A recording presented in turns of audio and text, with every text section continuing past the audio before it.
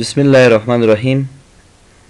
زمونږه نننی درس په HTML 5 کې د HTML بیسیک ساینټیکس یا ټیګز باندې خبرې کوو. بیسیک ساینټیکس اینڈ ټیګز باندې مونږه خبرې کوو نن. د HTML ټیګز څه شی دي او څنګه کولی شو په HTML کې ترې استفاده وکړو. د دې لپاره چې مونږ په ساینټیکس او ټیګز باندې خبرې وکړو نو مونږه W3 سکول نه استفاده کوو. لکه تیر لیکچر کې ما تاسو ته وی چې مونږ به د HTML 5 ټول موضوعات W3 سکول د ویب سایټ نه تشریح کوو. په W3 سکول ویب سایټ کې مونږه تیر کلاس کې انټروډکشن کړو. نن راځو مونږ د HTML هغه بیسیک چې کوم ټیګز دي هغه تشریح کوو. تر ټولو اولنۍ خبره ډاکومنټ ټایپ. مونږه همیشه د پاره چې کله غواړو د HTML ډاکومنټ رائټ کو ویلی کو په سر کې به د دې ټیګ نه استفاده کوو. د دې ټیګ پیدا څه ده؟ د دې ټیګ پیدا دا ده چې مونږ کله په سر کې ډاکومنټ یا DOC ټایپ ولیکو نو دا صرف براوزر ته انفارمیشن دی یا براوزر د پاره د دې ټیګ په سر کې لیکل کیږي. د دې نه هدف دا دی چې مونږه پوه شو چې مونږه په HTML 5 کې کار کوو. کله چې فایل ته راغلو په نیو هم کلیک کړو او یو فایل مو واخیستو بیا فایل ته راځو سیف از باندې کلیک کوو. لومړی دا فایل ثبت کوو. په ډیسکټاپ باندې د دې لپاره یو فولډر مونږ لرو HTML فایلز. دلته راځم د دې لپاره نوم ورکوم syntax.html. د دې لپاره چې کوم نوم ورکول کیږي هغه نوم او لاغې نه پس تاسې دلته ډاټ کې دی د HTML ایکسټنشن HTML دی. دا به ځان سره ثبت کړو. که چیرته مونږه HTML ایکسټنشن دې ته ورنه کړو مونږ نشو کولی چې بیا په براوزر کې دا پیج خلاص کړو. دا فایل ځان سره ثبت کړو او له هغې وروسته راځو دلته. لومړی چې کوم ټیګ په دې کې لیکل کیږي هغه موږ سره څه دی؟ انګل بریکټ، بیا ندایه علامه، بیا د هغې نه پس DOC ټایپ او بیا سپیس HTML. دا ټیګ باید تر ټولو مخکې په سر کې ولیکل شي. کله چې موږ په HTML 5 ورژن کې کار کوو دا ټیګ باید په سر کې رائټ شي تر څو براوزر ته پته ولګیږي چې موږ په HTML 5 لینګویج کې کار کوو.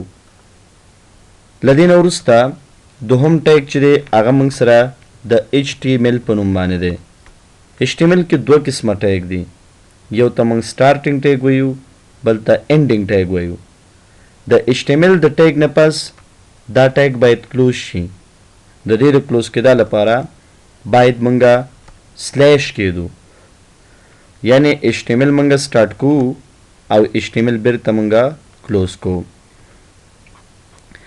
دا دوه ټیګونه د دې لپاره کېښودل کېږي چې تر څو موږ پوه شو چې موږ په HTML لینګویج کې کار کوو. لکه دا روټ دی د HTML د لینګویج، نو دا په سر کې او په اینډ کې کلوز کېږي. بیا دویم له هغې نه وروسته موږ چې کله غواړو دې کې بل ټیګ سټارټ کړو هغه ټیګ موږ سره دی هیډ. تیر کلاس کې مو هم دا تشریح کړی و. د هیډ په برخه کې ډېرې خبرې دي چې په راروانو لیکچرو کې په دې باندې خبرې وکړو. خو تر ټولو اولنی ټیګ چې دلته موږ لیکو هغې ته وایي ټایټل.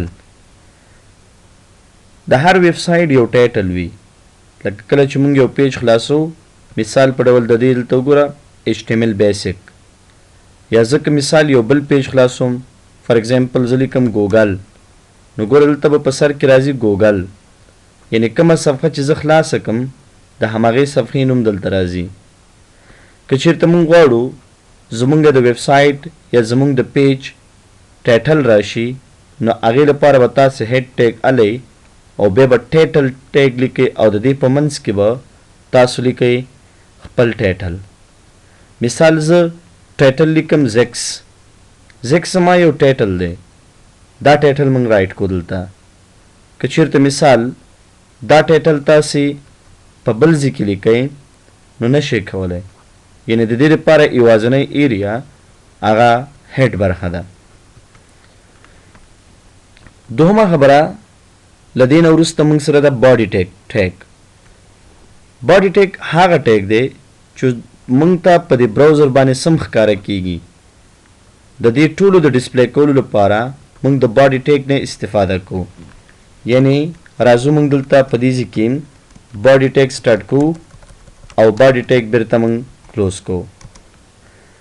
باډي ټیګ په داخل کې تاسې کولی شئ د مختلفو ټیګونو نه استفاده وکئ. لکه مثال په ډول موږ سره دلته یو ټیګ دی، هغې ته ویل کېږي هیډینګ 1. هیډینګ 1 دا اصلا داسې یو ټیګ دی چې موږ د دې نه د ټیکسټ د ډسپلی کېدو لپاره استفاده کوو. موږ سره مختلف ټیګ دي، هیډینګ 1 همدغه شان هیډینګ 2، هیډینګ 3، هیډینګ 4، هیډینګ 5 او هیډینګ 6. یعنی د هیډینګ 1 نه والا تر هیډینګ 6 پورې موږ دا ټیګ لرو. د دې ټیګونو وظیفه دا ده چې د براوزر پر مخ موږ ته ټیکس ډسپلی کړي، د براوزر پر مخ باندې موږ ته ټیکس وښیي. د دې لپاره موږ له دې ټیګونو نه استفاده کوو. مثال په ډول که چیرې زه دلته ولیکم هیډینګ 1 او راشم له هغې نه پس هیډینګ 1 کلوز کم او د دې په منځ کې زه ولیکم فار ایگزامپل انفارمیشن نور انفارمیشن ټیکنالوژي او د دې نه وروسته زه دا صاف کم او راشو موږ براوزر ته. مثال په ډول زه راځم فولډر کوم ځای کې چې تاسې فایل سیف کړی وي او بیا د دې نه پس د ساینټکس والا چې کوم فایل دی هغه فایل باندې ډبل کلیک کوم، د خلاصوم. لومړی په ټایټل کې چې موږ کوم عنوان بدل کړی هغه راته ډسپلی کیږي. دوهم موږ چې کوم په هیډینګ 1 کې کومه لیکنه وکړه هغه لیکنه هم دلته ډسپلی کیږي. هیډینګ 1 تر ټولو غټ سایز والا ټیکس موږ ته ډسپلی کوي او هیډینګ 6 تر ټولو کوچنی سایز. یعنی که چیرته موږ په هیډینګ 2 فارمیټ سره لیکنه وکړو، لکه زه لیکمه ویب ډیولپمنټ کورس، دا سب کومه زه له هغې نه وروسته ریفریش نو دی به په دویم هیډینګ کې موږ ته لیکنه وښیي. د دې سایز به د هیډینګ 1 په نسبت لږ کوچنی وي.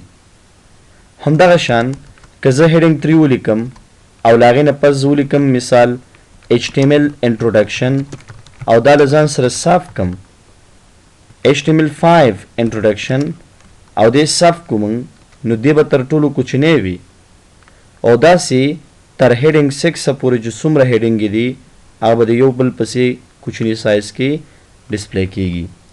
نو د دې هدف دا دی چې موږ ټیکس په ډسپلی کو په مختلفو سایزونو کې.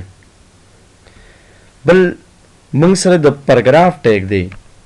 پاراګراف ټیګ عام ټیګ دی، لکه موږ چې یو پاراګراف رائټ کو نو هغې لپاره باید موږ د پی ټیګ نه استفاده وکړو. مثال زه لیکم پی نو پی یو ټیګ دی، کلوزنګ هم شته. زه کولی شم دلته یو څو پاراګراف لیکنه رائټ کم. مثال په ډول مایکروسافټ ورډ ته راځم او له هغې ځای نه یو خاص لیکنه رالم، یو 2 پاراګراف لیکنه کوم او دا لیکنه بیا له ځان سره کنټرول A سره سلیکټ کو، کاپي کو یا او راځو دلته پیسټ کو. نو ګورئ ما یو څو پاراګراف لیکنه وکړه. کله چې تاسې په فایل کې تغیرات راولئ له هغې نه وروسته سیف باندې کلیک کړئ یا کنټرول S پریس کړئ او راشئ براوزر ته په دې ZICS باندې ودرېږئ او دې له ځان سره ریفریش کړئ. نو دې به تاسې ته د پاراګراف په فارمیټ سره لیکنه څنګه کړي ډسپلی به یې کړي. نو دا تر ټولو هغه بیسک سینټکس دی چې موږ د دې نه استفاده کوو. 3 خبرې موږ په دې کې کوو. په HTML کې یو موږ سره ټیګ دی، یو موږ سره اټریبیوټ دی، اټریبیوټ او یو موږ سره element دی. دا درې مختلف خبرې دي. ټیګ کو هغه کوډ دی چې د دې په ذریعه باندې موږ کولی شو په براوزر elements ډسپلی کو یا کانټینټ د ډسپلی کېدو لپاره د ټیګ نه استفاده کو. لکه مثال لنډ دا دی HTML head body heading 1 paragraph دا ټول موږ سره دې ته وایي ټیګ. اټریبیوټ څه ته وایي؟ کله چې د ټیګ په داخل کې مثال په ډول زه راځم په دې باډي کې ودرېږم او سپیس ورکوم لیکمه BG کلر او په BG کلر کې لیکم مثال د یو کلر نوم لیکم لایټ بلو.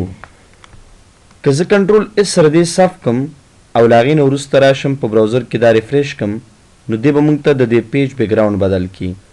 نو هدف دلته د BG کلر نه دې ته وایي اټریبیوټ. یعنی کله چې د یو ټیګ په ان سایډ کې موږ سپیس ورکو او بیا د دې ټیګ موږ یو څه تشریح کوو د یو څه مختلف تغیرات راولو هغې لپاره اټریبیوټ نه استفاده کوو. داسې د هر ټیګ دپاره مختلف قسمه اټریبیوټ شته او له دې نه استفاده کوی شو. element څه ته وایي؟ موږ چې کله د سټارټینګ او د انډینګ ټیګ ترمنځ رایټ کو دې ته وایي element. فار ایگزامپل نور انفارمیشن ټیکنالوژي دا یو سنټینس دی او دا موږ سره د براوزر پر مخ باندې ډسپلی دی. نو دغه سنټینس دې ته ویل کېږي element. دې ته element وایي. ویب ډیولپمنټ کورس دې ته وایي element. HTML5 introduction دې ته موږ وایو element. نو هر هغه څه چې د براوزر پر مخ موږ ته ښکاري هغې ټولو ته موږ څه ویلی شو؟ هغې ټولو ته موږ elements ویل. دا زموږ د HTML بیسک سینټیکس و. له دې وروسته HTML elements دي. ټولې خبرې تقریبا په بیسک کې ما تشریح کړي خو په HTML elements کې دوباره تشریح شوې ده. د HTML elements is everything from the start tag to the end tag. د start او د end tag په داخل کې چې سم راځي هغې ته elements وایي. دا start tag فارمیټ دی دا د end tag فارمیټ دی او دلته موږ خپل کانټینټ لیکو یا elements دلته رایټ کوو. دلته مختلف مثالونه دي او دا مثالونه تاسو ته ما په سبلایم کې په عملي شکل درکړه. دې ته موږ elements وایو. دا زموږ ټیګ دی دا زموږ start tag دی او دا زموږ end tag دی.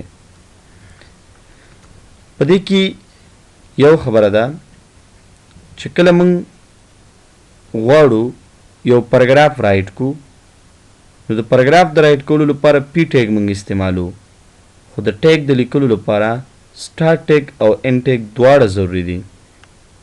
کله چې یو ټیګ موږ لیکو نو موږ به end ټیګ سکیپ کوو نه ځکه که چېرته end ټیګ موږ سکیپ کو یعنې زه دلته هیډینګ ټو کلوز نه کم د دې معنا دا ده چې موږ په مکمل ډول سره دا سټیټمنټ یا دا سنټینس نه دی لیکلی یا دا جمله تکمیل شوې نه ده او د دې په داخل کې نور هم څه شته او چې کله تاسې دې له ځان سره کلوز کوئ نو د دې معنا دا ده چې دا جمله یا دا سنټینس کمپلیټ شو په دې جمله کې نور څه نشته. نو په دې وجه موږ هر یو ټیګ چې سټارټ کو end ټیګ همیشه لپاره ورته دو. نو دا د HTML په درس کې موږ سره دوه موضوعګانې شوې یو HTML بیسک او یو HTML elements. تقریبا په elements او بیسک کې چې کوم موضوعات ما تشریح کړه هغه ټول سیم ټو سیم موضوعات وو یعنی یو شانته موضوعات وو.